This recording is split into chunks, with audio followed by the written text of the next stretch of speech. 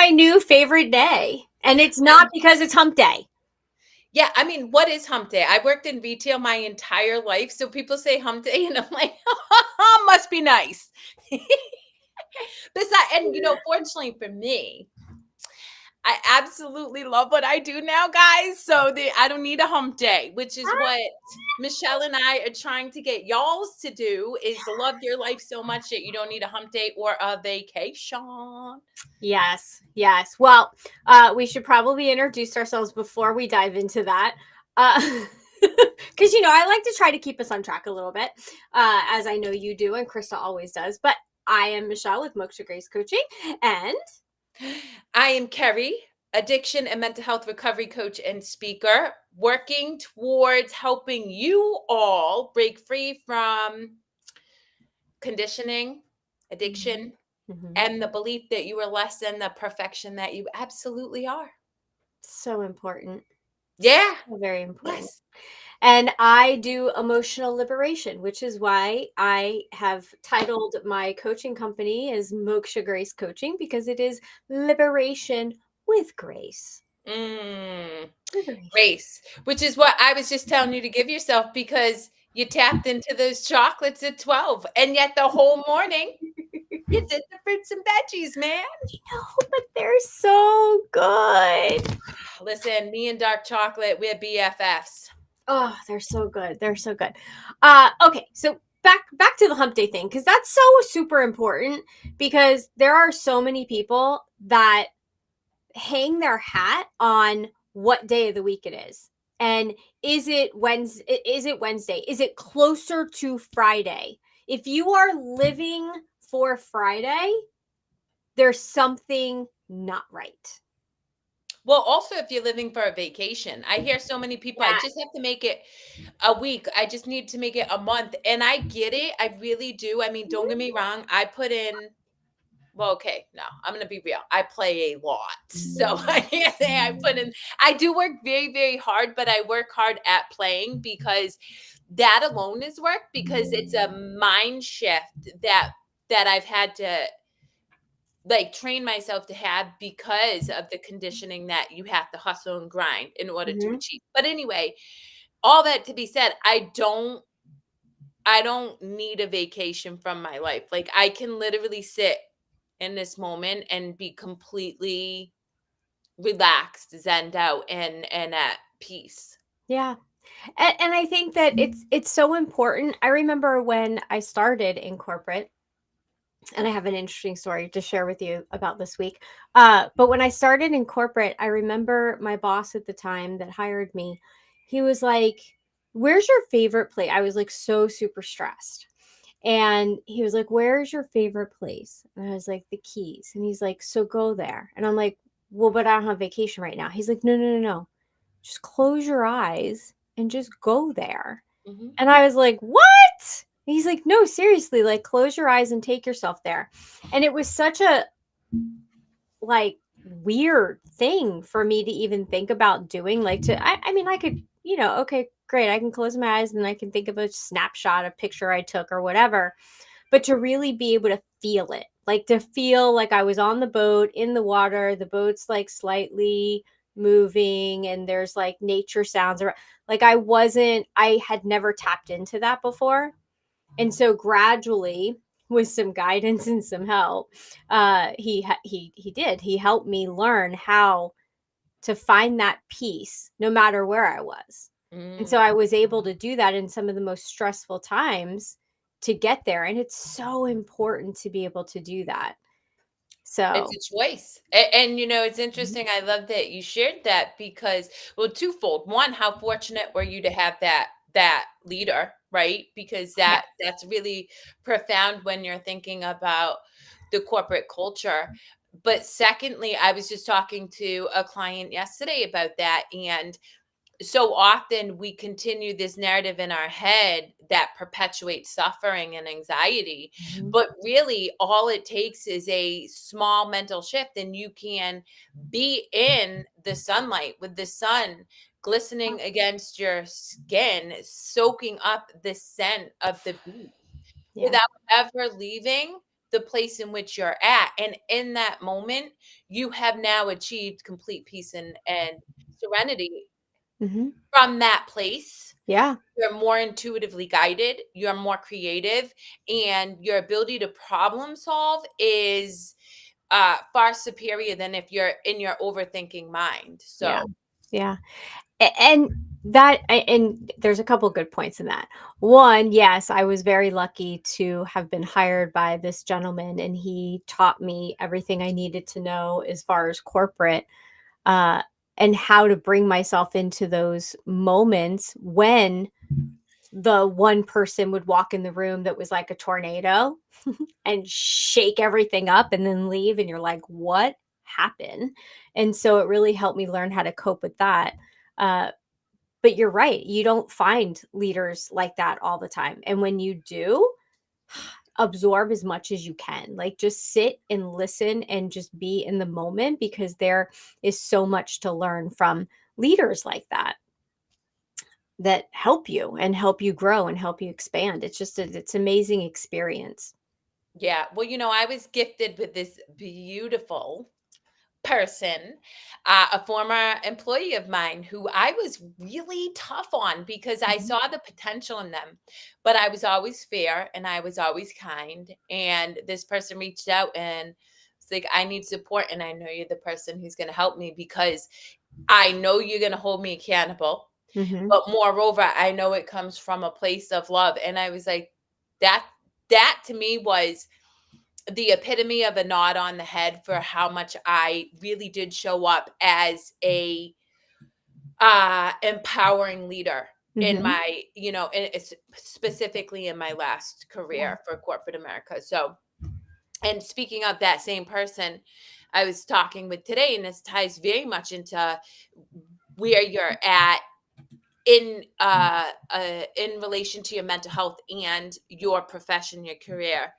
This person is in an incredibly toxic environment. And Mhm. I think too often, so many people settle and they stay in these environments because of fear.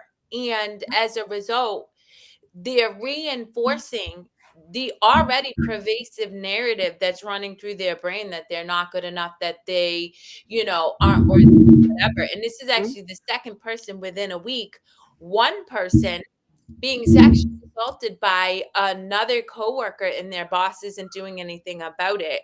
And then this person, the owner of the company, is being sued for not paying their bills. And I said to my client, I was like, so when is it your turn to not be paid? Like, Yeah. that's just, you don't look at that behavior and think that you're exempt. If this owner isn't willing to take responsibility for the invoices he has to maintain his business, and eventually that's gonna fall on you. And so Mhm. recognizing that if it feels icky, it's not for you and you don't have to stay. And there is always another opportunity when you take that leap of faith. I was just about to say, it's taking that leap and just allowing the wings to just kind of form on your way down. And it's Yeah. it's it's the trust fall. You just have to know that you'll be taken care of, whether it's faith, love, believe. You have to trust that it'll all work out. But so many clients and potential clients that I've spoken to over the years, I mean, tons and tons of people, women that I've talked to, and they're like, yeah, but, and it's that, yeah, but you're negating how you're feeling because of your fear, and you're allowing the fear to win. If you're miserable in your job right now, if you're miserable in your life right now, what's the worst that's going to happen? You're going to be miserable but free of this misery? Okay, so at least you're not being abused, or you're in and then you're open to what's in front of you. But if Yeah. you never move and you stick in your comfort zone, then you're never going to find out. You're never Yeah. going to find out. Well, that's why I'm not the coach for everybody. Let's just be real, Michelle. I can't tell you how many times I've been on the phone with Kristen and like, hey, so I fired another client. And I thought about that. I actually thought about that today because I remember my mother reinforcing over and over and over again, you're too much, Kerri, you're too much, Kerri. And I'm like, I was thinking about it today. I get to fucking be too much. I Yes, you totally do. get to. You know why? I do the work. I've done the work. I've taken leaps of Mhm. faith since I was 14 years old, and they have been scary as fuck. And you know what? I haven't had a coach to say, I got you. I did it on my own. And Mhm. so, the reality is this work is arduous and it's really tough. And to actually walk into your boss's office and Mhm. say, I no longer am going to allow you to disempower me, to belittle me, to make me feel insignificant is the scariest thing you'll ever do. It really is. But at the same token, what option do you have? Because otherwise, you sit in an experience where you're waiting for hump day and then Friday. You're Yeah. constantly waiting for that vacation. And when you come home, because you've been in such fight or flight and such anxiety, what do? You numb out, you check out, and then you're not present Mhm. for the rest of your life. So the implications unfold into every area of your life. Yeah. And that's why, there's a lot of softer coaches for sure. Mhm. I am not one. I mean, I'm kind, I'm nice, I am sweet, I will ride or die with you. But understand, and I think this is so important, I am not Mhm. a talk therapist for a reason. I could have No. taken psych. I don't want to. I want to be able to say, did you get up and finally advocate for yourself today? Right. Did you tell your boss that the way in which they talk to you feels icky and doesn't Yeah. help you and support you in being an effective worker for that person? Right. If week after week after week after week we have that conversation, then I'm the person who's like, I'm here when you're ready, but you got to do the work. Yeah. Yeah. It's so interesting that you said that. So I remember the moment. I remember the moment that I decided I was going to commit career suicide. I remember it. I can feel it. Now I feel it with not, I don't want to say happiness or joy, but a neutrality, but I can feel that moment with excitement. I remember sitting there, seeing my opportunity in this huge meeting where they had just talked to us about, you all are the leaders. You have to speak up if there's bullying. You have to speak up if there's toxicity. You have to speak up. And it was Christine Porath, if you've ever read her book, Incivility. She had just been on stage. They paid her to come and speak to us, right? So here I am, all pumped up, and I look over and I see my boss's boss sitting by herself. No one around her. And it's really hard to get to the C-suite bosses without getting on their calendar, which if I did, I knew that my boss would find out. So I see her sitting there by herself. And I'm looking around and I'm like, I gotta go. I gotta do this. They just told us I got to do this. I have to be the example, right? I have to do what they're asking to do. And I remember thinking, if I don't do this, because I'm trying to talk myself out of it, the ride home with myself is going to be unbearable. I'm going to be so pissed at myself. And then I started thinking about, as I tell the story to my husband and my son and my daughter, who have watched me whittle away and lose a tremendous amount of weight and numbing out with lots of wine, telling them that I had this moment and I didn't take it. And I remember that it was like a switch. Something happened. And I got up and it was like I was on autopilot. And I walked across the room. I didn't talk to nobody about it. And I sat down and I said, we need to talk. We need to talk. And holy crap, What a moment. Like, if you haven't ever been through something like that, it's exhilarating, scary as hell, but rewarding.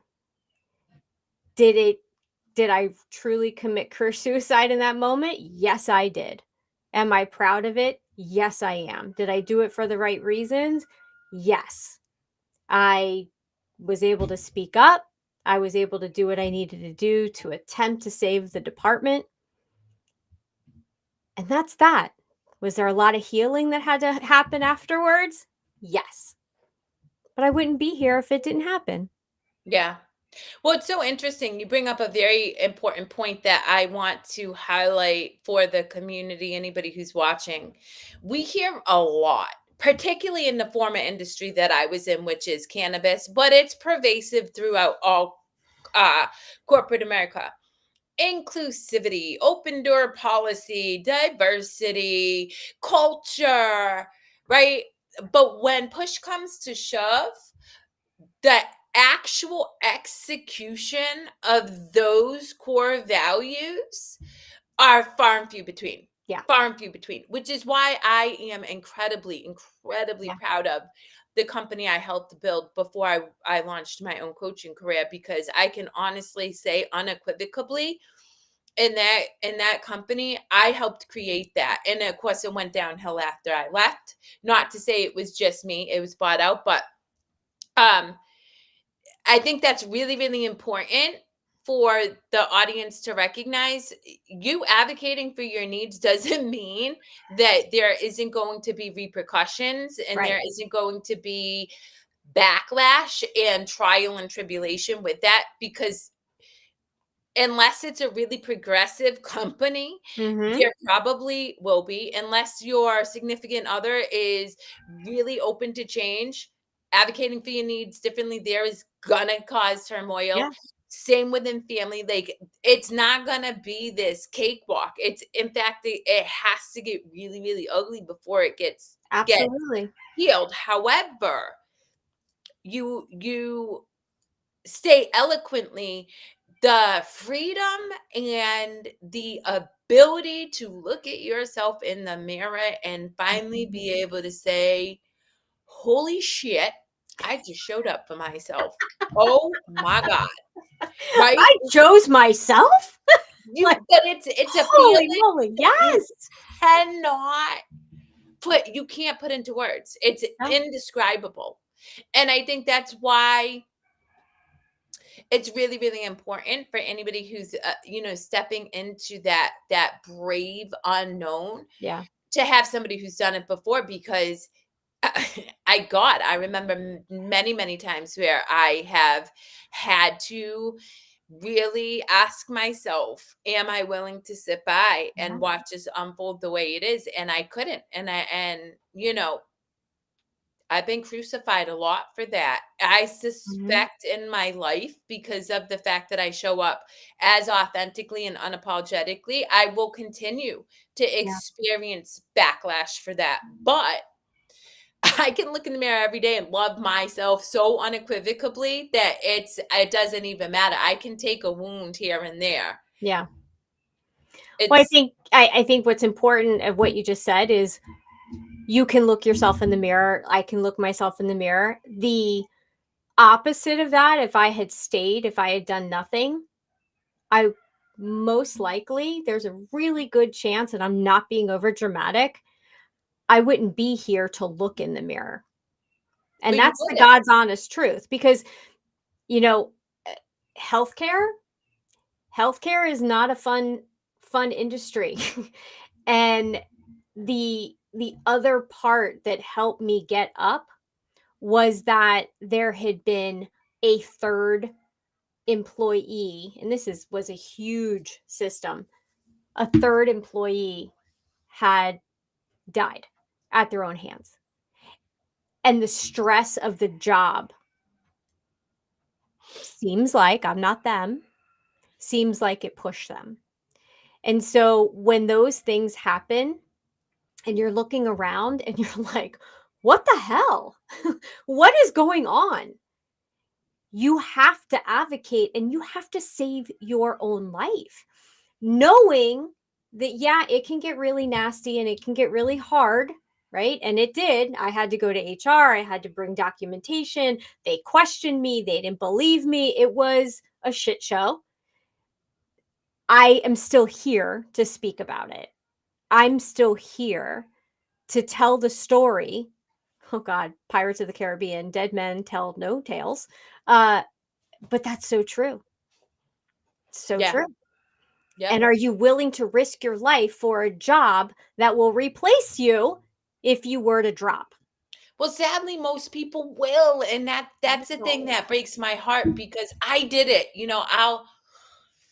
I will say that Starbucks, and I'm a was unequivocally Howard Schultz, his book, and who he was when he started Starbucks absolutely helped save my life and really helped mold me Mhm, into a lot of the leader that I ended up being, mhm, for sure. So I have immense respect and admiration for the Starbucks that once was, for sure.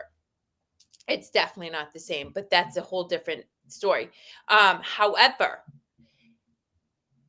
when things got hard, when I'd given 13, 14 years to them, I was in a car accident, my mental health was crap. Very quickly did that same company show me that I was replaceable in a heartbeat. mm, And that, I given my blood, sweat, and tears because they did help mold me. I'm very much a really strong advocate for culture because of Starbucks way mhm. back in the day. But Wow. I was also disposable at the end of the day because I was human. I was in a car accident and my mental health wasn't what it needed to be a leader at the time. And that was Mhm, when I realized I'm never, ever going to give my soul over to another company again. And grin, I worked in corporate afterwards for quite some time. Um, Fortunately for me, Starbucks did pave the way for it not being a negotiable that I worked for employee-centric companies because mhm, I was not willing to tolerate, being dismissed and treated poorly by organizations. However, I knew I was never gonna, hand over the whole of myself to an organization. yeah. And it's interesting because my former husband, yeah, he couldn't eat. He showed up when we were together, so committed to the job that he wasn't able to meet my needs. When my sister passed away, he went to Mm, work. When his mom's husband passed away, he stayed at work because he still had that mentality that he had to give himself to this company or he would be like, oh, we're treated poorly. And I think about that now and I'm like, oh my gosh, like so many people have this mhm. massive anxiety that if they don't show up Right. for their company, they're going to be let go. When the reality is their company should be like, I'm showing up for my people because when I Absolutely. truly show up for my people are going to actually create the business that will be sustainable, will grow revenue, and will have longevity. Mhm. Yeah, and I think what's important for everyone watching now and later is, if you're feeling like this in your job, in your role, if you feel like you have to give up being with your family in those important moments that you'll never get back, if you feel like, you know, you could drop and no one would even notice, if you feel just totally burned out, if you're crying at your desk or crying. I talked to a woman one time, she cried 30, she would get to work 30 minutes early so she could have a mental breakdown in her car before she went to work. If this is you, we're not saying you have to quit. We are saying that you need help. We need to talk. We need to help you understand that there are other options on even how you're showing up. No one's saying that we're going to force you to quit, but are there things that you can do so that you can find your joy again? And Yeah. that you can put yourself first. And I think that that's important. You know, I don't know about you. I had, and I think we've talked about this before. I had executive coaches that were like, okay, great. Now you're an executive. We're going to coach you.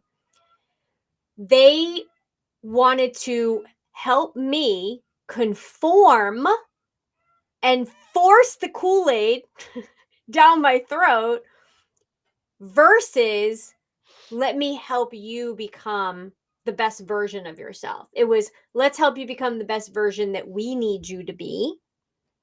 Give yourself over, sign your soul on the dotted line, not how can you move through these different issues and still maintain your strength and maintain who you are. That was not the conversation. And that's the conversation that I have with the clients is how can you be the best version of you, whether you stay or whether you go, but let's get you walking out on your own volition and with your head held high if you're Yeah. gonna leave. Well, that's the thing is advocating for your own needs and knowing that you're worthy of those needs. I'll never forget working with an executive director one day who happened to share with me that this person could not Mhm. pay for her own family's health care. Meanwhile, this person has had reorganized and built a sustainable organization. And I said, well, wait a minute.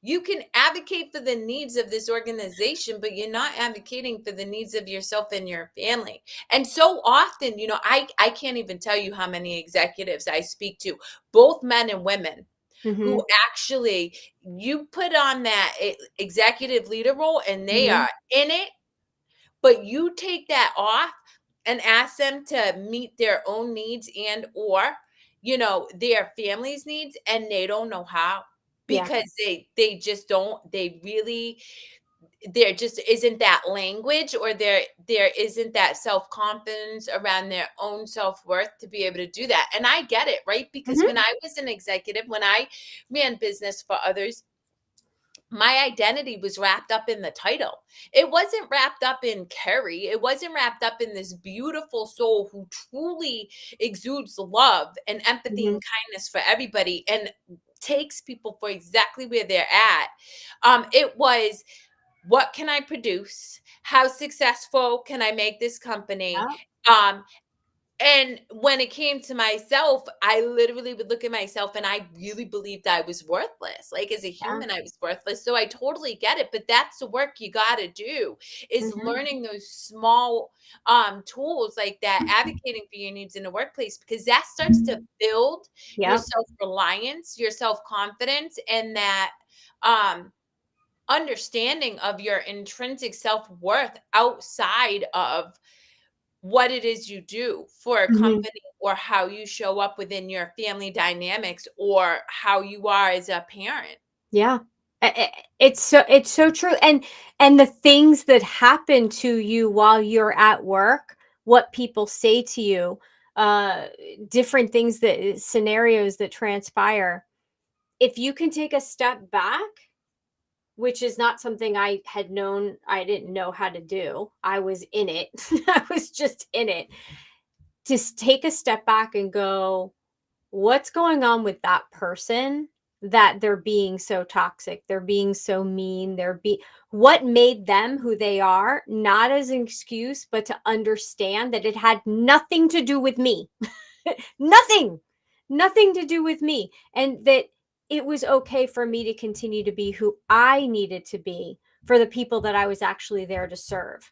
Because I remember how I can see it now looking back, in a different perspective, how I shifted from being in service to the people that I was passionate about serving, the patients, the families, the other staff members, to becoming in service to the bosses. Mhm.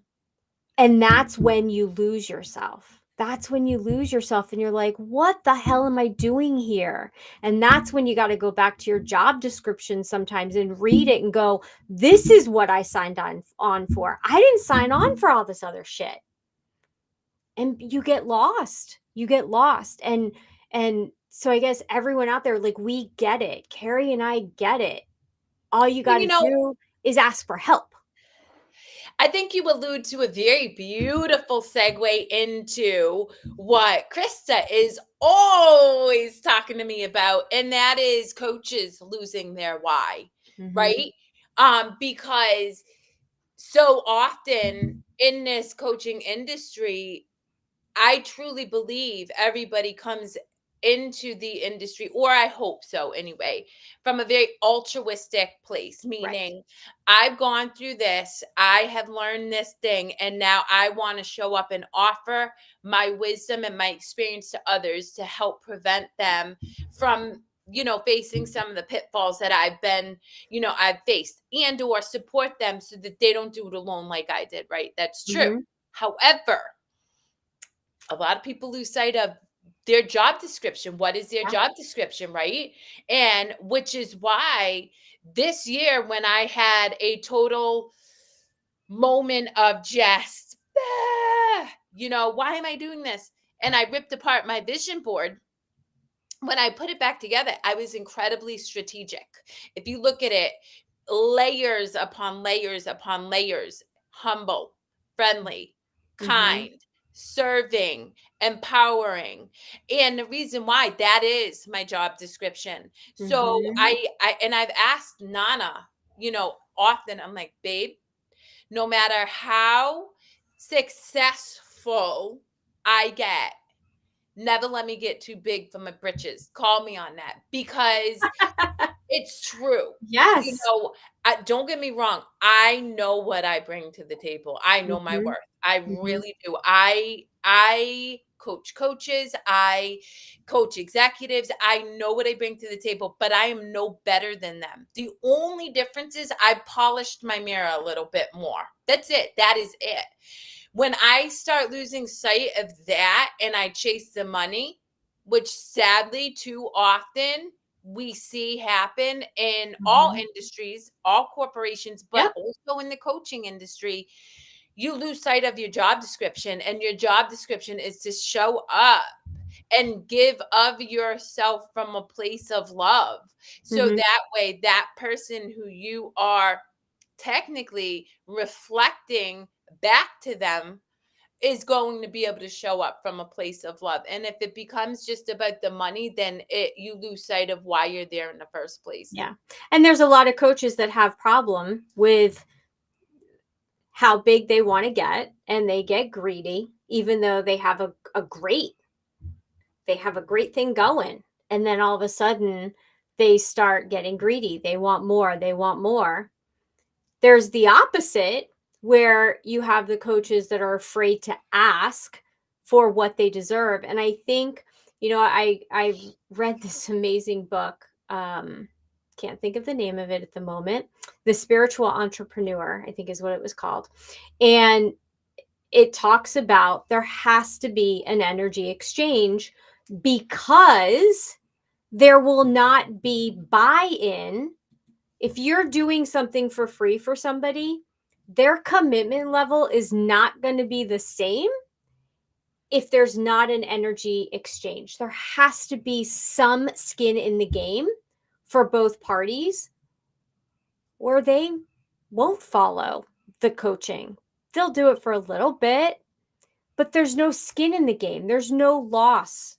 And so there has to be some type of an energy exchange. It can be a barter system. It can be, there's tons of stuff out there that you can have that energy exchange with, referrals, testimonials, whatever it is. But there's got to be something. There has to be, in order Well, for yeah, it to be but serious. my thing is you gotta be focused on what is in service to the person that you've just shown up and committed to coaching. Absolutely. And that's Absolutely. that's my North Star. So for me, I don't work with more than 10 clients at a time. That's Mhm. strategic because one, if I'm going to tell you it's going to get gritty, messy, sloppy, icky, then you're going to need to call me when you're ready to Mhm. go back to that added role instead of sitting and feeling what it is that's coming up for you. I can't do that if I have 20 clients. I Yeah, just can't. And so, again, that is being strategic and being really, really clear about what it is you want to offer absolutely. for your client and how you want to show up. And that gets to look different, right? Mhm. You and I have talked extensively in the past about programming versus not having a program Mhm. and stuff. And, we all get to show up individually. And as long as it feels really, really good for us, that's fine. But it always has to have the lens of the person that we're impacting Right. at the forefront of it. And when I lose sight of that to chase the dollar or to chase fame or to chase accolades, then I no longer am in service to the person that I've made a commitment to. I'm in service to self. And while I do Mhm. believe that you need to be in service to yourself so that you can pour from an overflowing cup, it shouldn't be from a place of lack. It needs to be from a place of abundance. Absolutely, absolutely. And I think it's not even just the coaching industry that does that. Healthcare, they also lose sight. Why are they doing what they're doing? Why are they going for an award that is, creates such stress for the staff that has no impact on the patients and the families that you're serving? Why are you spending so much time, money, and effort on this when this is really what people want? Yeah. Well, And it's pervasive everywhere. Think about right. it. Nana just sent me this clip about how Japan has banned many, many American made products from like Mhm. wheat thins to all different products because of the chemicals that are Yeah. cancer causing agents, right? However, if the lens is to make a quick buck or to really, continue to make the same revenue as you did rather than the overall well being of Mhm. your people, then of course you're not going, like, it's not going to change. And so I guess for me, when we're talking about people advocating for their needs in corporate Mhm. America, you got to also advocate for your needs in coaching and or therapy in the mental health industry, Yeah. because I can't tell you how often I witness people who are not being cared for in a meaningful way or a Mhm. supportive way within the mental health industry and or coaching. If your coach uses fear, if your coach uses guilt, if your coach uses manipulation, if your coach uses anything but curiosity, Mhm. compassion, love, evidently this is a big deal because I'm getting fireworks behind me.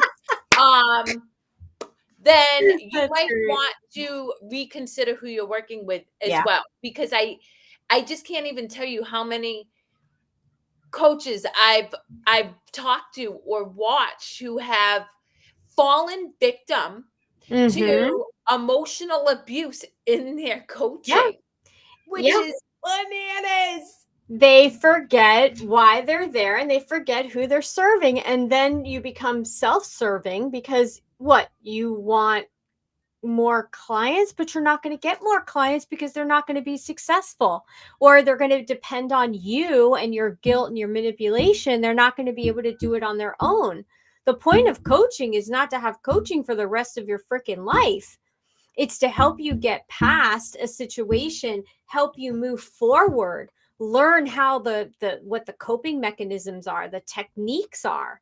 So that way you can then do it yourself. Yeah, you can come back and always get a touch point or an update. I need a little bit here and a little bit there. Sure. That's perfect. You're reaching out for help. But it's not about depending on another person. It's about depending on yourself. Yeah, you nailed it. I 100% agree. I think, I tell people quite often, you shouldn't be working with me more than a year. If you're working with me more than a year, then one of two things have happened. I've done a gross disservice to you, because if I really stake my hat on holding you accountable and ensuring you're taking actionable steps, then there's no way you're not making progress. You can't not. You know what I mean? Right. And or you're lying to yourself and to me. And in that case, the only person you've really, really done a disservice to is yourself. Right. But again, if I'm trusting my intuition, if I am truly showing up with my client in mind, I know they're lying to themselves and I'm calling them out on the carpet for it. Yeah. And so I don't want to work with people for more than a year. To your point, you can reach out to me anytime you want. I have clients that I haven't worked with for years that I still talk to. Mhm. However, my role is not to tell you how to live life. My Mhm. role is to empower you to learn how to live your life on your own terms and what feels really good. And to, again, bear witness and walk with you through the really hard, sticky part of that. So Right. that way you're brave enough to do it, because to live life fully and on your own terms inevitably makes it so that you're an outlier. You Yeah. are. You just are. Yes. Because so many people operate from a place of conditioning and appeasing others rather than doing the thing that feels right for them. Yes. And how many times have you heard a client go, "But we've already addressed this. We already went through this. Why is it coming back up for me again?" Well, number one, did you only go surface level and not really be honest with your coach and go deeper, that, as deep as you could have? Or is it that you're pulling back the layers of the onion and you're going to get deeper and deeper and deeper? And it's okay to come back and go, "You know what? I handled all of this using the techniques, but I need something bigger now." Like, Yeah. I need to dive in and I'm a little nervous, and can you help me and guide me through it?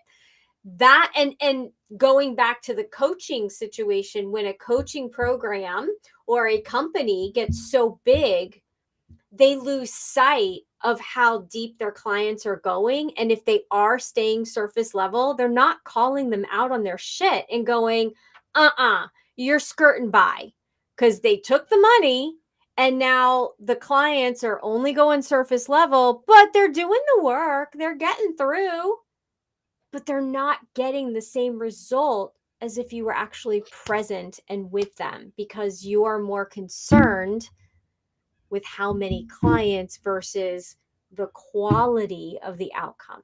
Mhm. Yeah. And it breaks my heart. It really breaks my heart. Well, it's so interesting, because I think that we all have our journey and we all have our ebbs and flows, and I Mhm. think that there is a very, very prolific writer who, I have immense amount of respect and admiration for. I am where I am today because of their work. However, I have done so much work that I actually feel I'm in opposition with their latest narrative and stuff.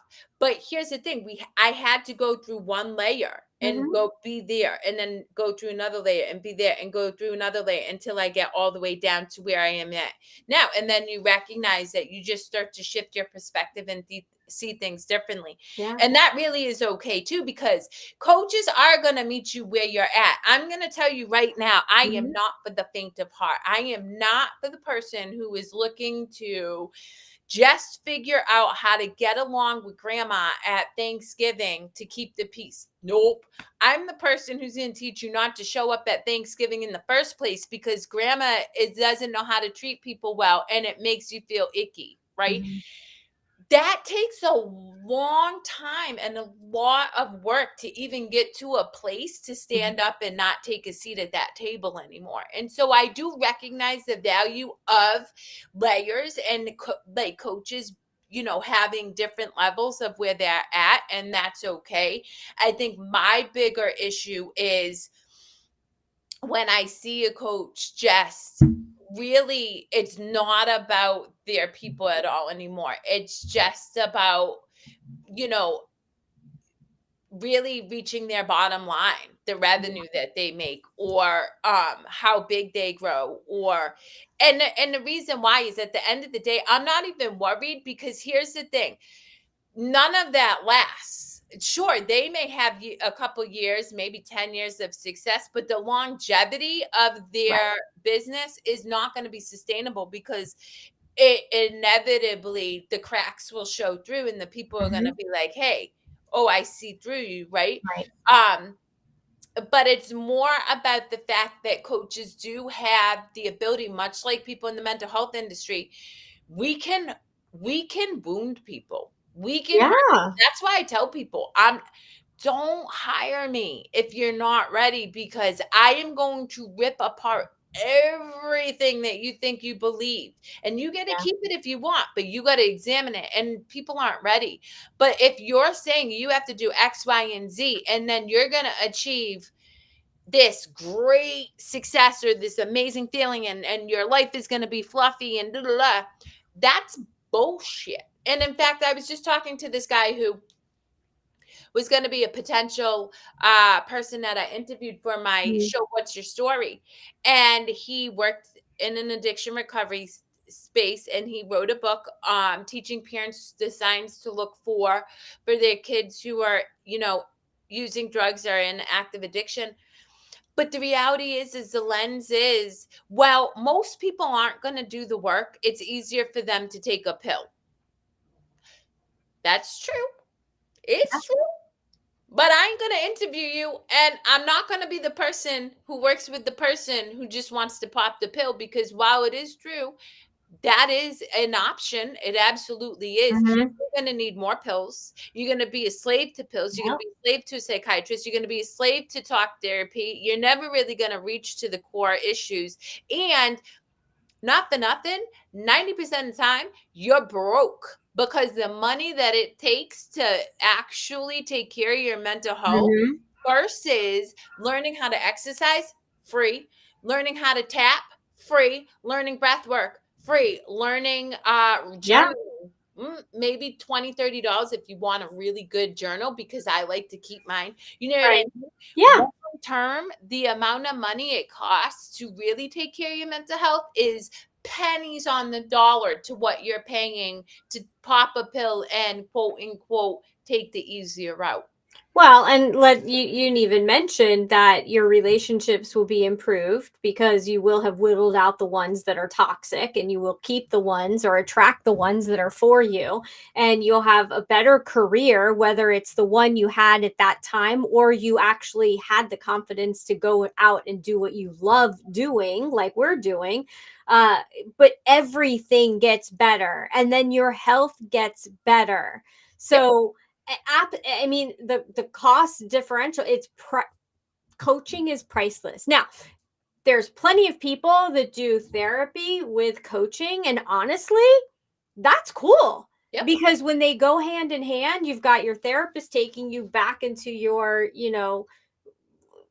past, and kind of digging stuff up. But now we're looking at, where are you now with all of that you're learning, and then how can we use those lessons, or how can we use what you have now and who you are now to move forward.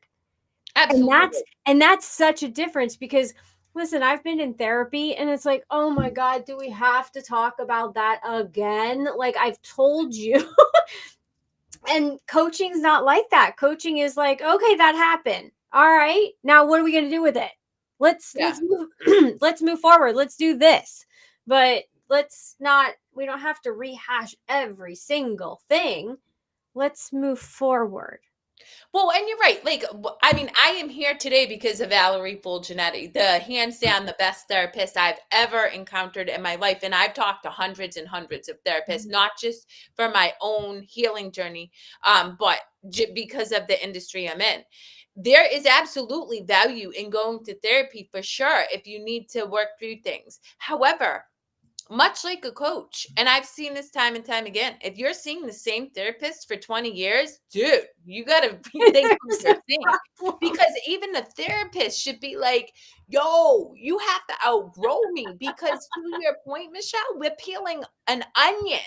And how can you really talk about 20 years of the same thing? Like, that's just bananas to me. It's it But listen, people have to do what I don't want to say what they're comfortable with, but people are going to do what they do. We just hope that they have options, that they see their options, and that they don't just do it because it's comfortable, that they step outside of their comfort zone and they reach out and try different things. I wouldn't have known about coaching if I didn't reach out and get coached, but I had to look for the right coach for me. I had to do some research. I could have gone, I worked in healthcare. I could have gone to a therapist. I needed someone to give me action. I needed someone to see me for who I am right now and give me an action plan on what to do to Yeah. get to my next level. And that's so important. And I want everyone to remember to find the right coach. Like Kerri said, Kerri may not be the right one, I may not be the right one. Find the person, not that makes you feel comfortable, you actually want to feel a little like, ooh, like just a little bit of what's going to happen, because they're going to help you expand. They're going to challenge you to be the best version of yourself, not just settle for who you are and where you are now. It's all about moving forward. Yeah. So, with that, where can everyone find you, Kerri? Well, I'm here and there and everywhere. No, in all reality, guys, KerriLewis.Coach across all social media channels. I think, I don't know. I have somebody in charge of me because unlike Michelle, I really don't care about reining it in. But I'm pretty sure that's where you'll find me. And then my website, KerriLewis.Coach. See, it's super easy. And And what about you? if you have not listened to Kerri's lives and the stories of the people that come onto her lives, the stories are amazing. They're there. The reason why we come to you so often and we go live and we tell the stories and we tell our own stories is because we want you to know that you're not alone. And that's the bottom line. You're not alone. And it's strong people ask for help. Strong people ask for help. And if you just, even if you put up a finger, like you don't have to put up your whole arm, but don't wait until you get to that point where you're flat on the ground. And even if you are, we'll help you. We're going to help you, but we got to know that you're out there. Yeah. So, where you can find me, mokshagrace.com, also Moksha Grace across all social media, and happy to have any conversation with you that will help you and be in service with you, Kerri and I both. Yep. So thank you for joining us, Kerri. It's always a pleasure. It always is. It's always fun. Always. And we will be here next Wednesday With Lanita. I with hope that you get Lanita. to We have talk to her, a which will be a great surprise. segue, guys, because we're going to be talking about microaggressions in the workplace. Lanita Mhm. is a amazing lawyer, so make sure you check it out. It's going to be awesome. Yes, I can't wait for that conversation, especially after this one. So it's a perfect segue into next week. Yes, it All is. right. Be well, guys. Take care of yourselves. And if you're not laughing, ask yourself why. That's true.